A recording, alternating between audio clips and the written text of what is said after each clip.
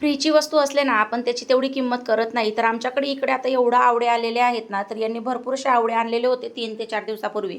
तर ते ना माझं काही बनवायचं जमतच नव्हतं. मग हे नेहमी घरात येता-जाता मला टोकत होते, "फुकटचे आहेत म्हणून तू कशाला बनवशील? फेकले जातील तरी चालेल. विकतचे आणले असते तेव्हा कळलं असतं." असं भरपूर लेक्चर मला डेली देत होते. मग आज शेवटी मी मनावर घेतलंच. म्हटलं आज अर्धे का होईना बनवूनच टाकायला पाहिजे याची काहीतरी रेसिपी. मग मी YouTubeवर एक रेसिपी पाहिली. आवळ्याचं म्हणजे जी कँडी बनवतात ना, ती पण मी थोड्या वेगळ्या पद्धतीने बनवणार आहे. त्यांनी जरा वेगळ्या पद्धतीने सांगितलेली आहे. तर हे बघा, जे पहिल्या दिवशी आवळे आणलेले होते ना, ते सगळे स्वच्छ मी धुवून घेतले होते आणि त्यानंतर मी आता ते सगळे आवळे वाफवून घेणार आहे. तर मी एका चाळणीमध्ये ते आवळे टाकून घेतले आणि खाली कढईमध्ये पाणी वगैरे टाकलेलं होतं आणि 15 ते 20 मिनिटं छान असे वाफवून घेतले आणि हे बघा अगदी इझिली त्याच्या त्या पाकळ्या निघणार आहेत. तर त्या थोड्या थंड होऊ दिल्या आणि नंतर त्याच्या सगळ्या पाकळ्या एक-एक करून मी काढून घेणार आहे.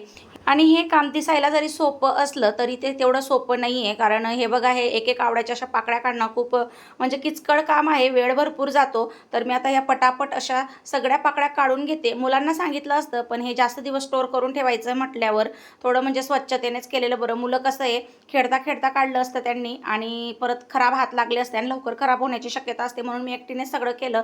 त्यानंतर इकडे मी कढई गरम करायला ठेवलेली आहे. साखर घेतली. साखरेमध्ये 4 ते 5 लवंग आणि एक दालचिनीचा तुकडा घेतलेला आहे, कारण त्यामुळे ना बुरशी वगैरे लागत नाही. तर ते एका कढईमध्ये मी टाकून घेतलं आणि त्यानंतर जे आवळ्याच्या मी पाकळ्या करून ठेवलेल्या होत्या ना वाफवून, त्या मी टाकून घेतल्या आणि व्यवस्थित असं आता हे मी मिक्स करत राहणार आहे. जेणेकरून म्हणजे असं पाकाच्या फॉर्ममध्ये येत नाही तोपर्यंत हे आपल्याला मिक्स करत राहायचं आहे. पूर्णपणे साखर मेल्ट झाल्यावर चेक करायचं आपण बोटाला लावून किती म्हणजे एक तारी पाकसारखं झालंय का, लगेच बंद करून द्यायचं. नाहीतर ते पाक जास्त कडक होऊन ह्या अगदी कडक होऊन जातील आवळ्याच्या ज्या कँड्या आहेत त्या.